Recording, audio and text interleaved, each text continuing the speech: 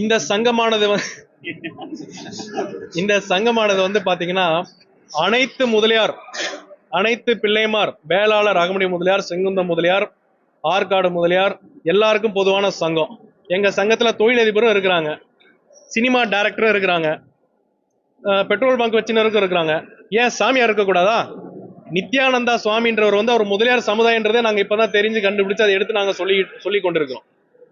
எங்க சமுதாயத்தை சேர்ந்த ஒரு சுவாமியாரை நாங்கள் பாராட்டுவதோ பேசுவதோ அது எங்களுடைய உரிமை.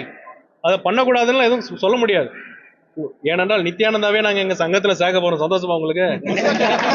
கையில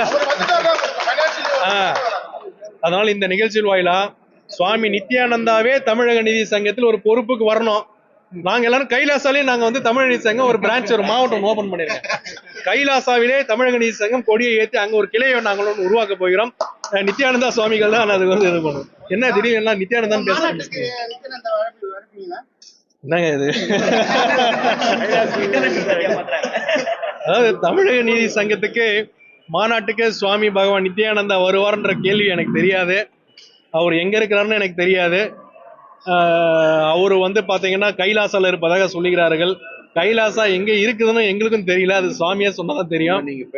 வேணா இந்த ஒரு நோட்டீஸ் ஒண்ணு கொடுங்களேன்.